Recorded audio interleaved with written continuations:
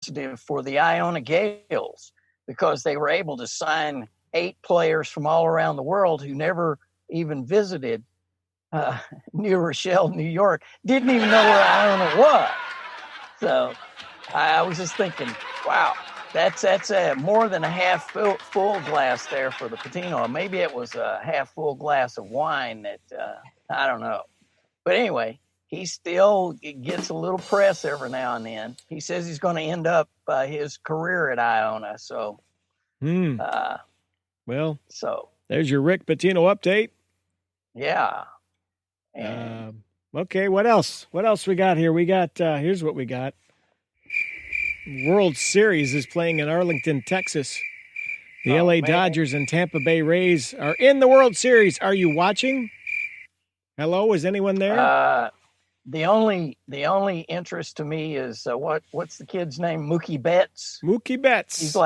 He's like a small little guy that energized that team. Marcus Mookie Betts. So, and I saw just a couple of innings of it. I wanted to see Kershaw and just see because he has his issues. So he seemed to have redeemed himself last night. Of course, when you've got your team scoring like they were scoring, it makes you look much better. Yep. It's going to be a sweep, I think, by the old Dodgers from the City of Angels. That's just a guess on my part, but it looks like that. I don't know. I'll just say real quickly. Obviously, yeah, the numbers might not be good, but I did enjoy watching certain games with my brother of the ALCS and LCS. So like, I've found it enjoyable. I'm not even the biggest baseball fan, so I thought they've done well with the product. So yeah, I mean, short season may be the future. I hope. I mean, it was here and gone in a hurry. We talked about it for months on this very program, saying they were never coming back. Are they coming back? They're never coming back, and they came back. Yeah. So, all right, what else is on the docket today? You want to talk a little college football? Yeah. Well, I was just going to say the college football U of L. Yep. I just can't figure them out. That defense against Notre Dame held that Notre Dame team to 12 points. Yep. And the offense couldn't do it. Other than one drive, the offense could not do a thing. It just amazes me. It's like if they could put two halves together with both sides of the ball, they would be the team that everybody wants them to be. But my hat's off to their defense, and hopefully they'll get their offensive woes figured out. I think, yeah, it was impressive. I mean, I think last week we thought it was going to be a blowout. Obviously, they were respectable and like hanging tough with Notre Dame, but I still feel if you're a U of L fan, like they should have beat Pitt. I still think they're the better team than Pitt, and obviously Georgia Tech. I think Georgia Tech, there were some turnover issues that really kind of cost them in a close game. So they should have won that. But, I mean, you look at Miami, even though they got trounced by Clemson, Miami's clearly a better team. And I think Notre Dame, while maybe the score wasn't, I think they are a better team. So, like, I don't know what the issues are with the team, but they I think they'll turn it around. Like they don't have to worry about playing Clemson. I think they'll start stacking up some W's here real soon. So I don't know if it'll be against Florida State, though. Florida State with a big win over UNC, which UNC should have won, to be fair. Hollowell, I felt bad for him on that last drive. I think the last 3 passes he threw, they were all drops. I mean, they should have came back and won that game. So yeah, exactly. I think we had some ridiculous predictions, Lugs, on that Notre Dame Louisville game. 56. I did. I did not think the defense would show up at all. I have to eat the crow on that one because I figured Notre Dame would just score at will, but they did not. And what you got to give it to those defensive guys, they are outweighed on that defensive line by Notre Dame's offensive line on an average of 25 pounds per player. Yeah. And in the first half, you figure you can still compete, but in the second half, you'd think that they'd begin to wear down, and they didn't. So again, my hat's off. I was totally wrong on that deal. Speaking of Clemson. Yep. So if you're Trevor Lawrence and you're looking at going to that dumpster fire in New York with the Jets, do you decide to stay for a senior year? Why not? Well, why not? It is. I'll also just say real quickly, it is sad for Sam Darnold, and I'm he was gifted just a truly atrocious. And at this point, you can't really defend Adam Gase. Adam Gase, I don't know what he's doing. I think he's. Hopefully, he can be rejuvenated somewhere else because, like Lug said, they're gonna go get Trevor Lawrence if they're number one. The thing we're not really talking about, though, is there's a lot of teams that only have one win. Yep. So to say the Jets can't fall into a win after they fire Gase probably in the next 2 weeks, it feels like.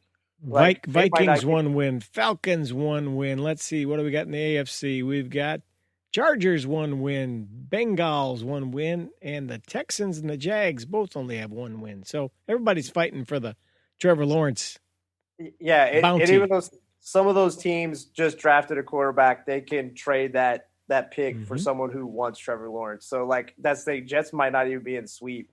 That being said, I do think their general manager is well respected. He was hired after Adam Gase, so and I think he can turn around. To be fair to Luke's points in general, and this is the main thing for everyone, that everyone should know this. If your owner's bad, chances are your team's never going to be consistently good. You maybe have 2 or 3 years in a row. They're always going to put their hands in and muck it up. I mean, you look at James Dolan with the Knicks. You look at Jerry Jones. Jerry Jones. Once he got going. So it's just like you're never going to have consistent success. As much as people like to rag on Jim Irsay, I don't know, as crazy as he can be and whatnot, if you kind of look at it, he has, particularly under Bill Polian and Tony Dungy era, he hires good people and then he just leaves them alone. That's what good owners do. They make good hires and then they don't touch things for the most part. And so you're not a Woody Johnson fan, I'm saying. I'm guessing. And the problem is he's been the brother has been standing in. Because the actual owner of the team has been under Donald Trump, he has been an ambassador in Ireland. So he's probably, if he's not reelected, or even if he gets elected, there's talk that he's probably not going to be the ambassador again. So he's coming back, and he'll maybe fire this GM because he didn't hire him on his watch. So it's a total. To be fair to the Lugs, yes. If I was Trevor Lawrence and the Jets have their number 1 pick, I would just go back to school. So talk about the soon-to-be national champion Alabama Crimson Tide. What a game. What a team. Well, and Saban, you got to give it to the man, What COVID? He's 22, isn't he? 22-0 against his former assistant coaches. Yeah. I mean, it's amazing. It's absolutely amazing. I mean, they're all taking his system, and they still can't beat him with his own system. The saddest thing for Georgia is, I think at least, the last 3 or maybe it's 4 meetings, it seems it's the same song. First half, Georgia either hangs with or has a lead, and then once they come out after halftime, Alabama just avalanches them.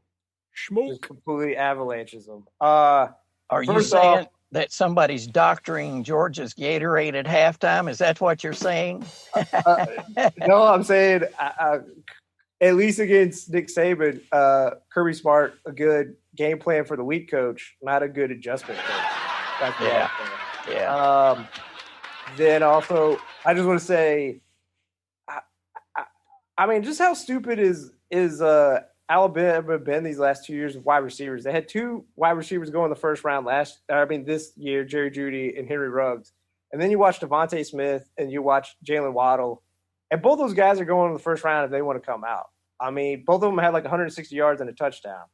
And, And again, it's against Georgia. I mean, most of those guys who are in the secondary are going to be playing on Sunday in some capacity. And they were just completely schooling them left and right. That one Smith touchdown at the very edge of the end zone where he got both feet down, that was his NFL resume right there. I mean, it was a perfectly thrown ball, by the way.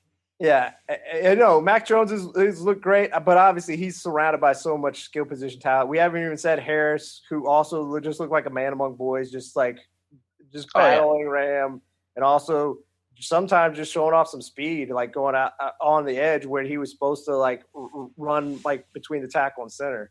So and I do feel, I will say this, I do feel bad for the quarterback, even though he played well for a half. Stetson Bennett. Good God. When I saw him out on the field, it's like, how tall is that guy? And they said he was 5'11", but he's probably honestly like 5'9". Program height. Yes. Yeah, the program height.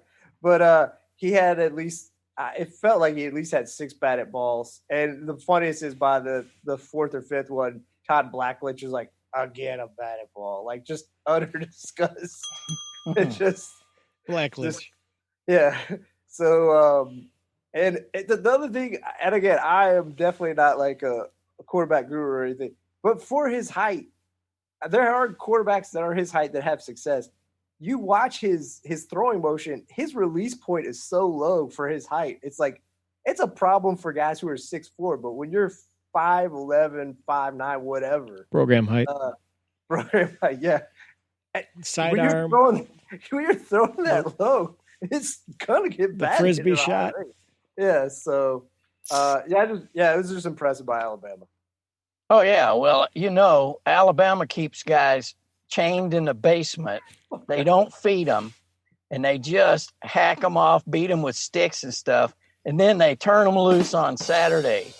You saw it on that defense. They had some killer moments where, I mean, they were sticking people. I mean, even defensive backs and safeties, man, they were sticking some folks. It was like, yeah, you think you're going to come in here to Bryant-Denny and do something?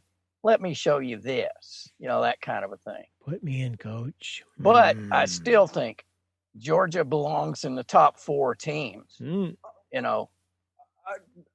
I agree. I think this is not belittling Georgia. I just think it just showcased just how good Alabama is. I just think that's because we saw like a week ago they beat Texas A&M, and then one of the other teams I genuinely think is good in the east of SEC, Florida. They beat Texas A&M, who got pretty much beat down by Alabama. They beat Florida. So, speaking of SEC, yeah, man, after such a long losing streak to Tennessee, what a way for UK to beat Tennessee, to just not only win but to absolutely destroy their soul. Oh, took it to them. Totally rubbing the nose in it, wasn't it? I mean, it was just relentless. Hey, UK, man, I think they could do something. Wilson isn't the greatest quarterback, but they've got a great defense. I mean, they've got guys that can get back to the quarterback, and the secondary's not that bad. I mean, they've got 2 guys in the secondary that are excellent. So they might have some guys they keep in the basement, do you think? Well, they keep them at the 2 Keys Lounge. On the Ring Road in Lexington. That's right. So, okay, it's 29 minutes past the hour and 52 degrees. What else today? I think we're welcoming a new sponsor, aren't we? Oh, we are, aren't we? Yes. Wait a minute. There's some copy to be read here. Are we ready to do that? Okay, let's do it. Sports and other stuff is sponsored in part by Glugs. You brought us a new sponsor this week. Blundstone shoes. They're made in Australia by Tasmanian folk. And this week, the first 5 callers will get Merrill's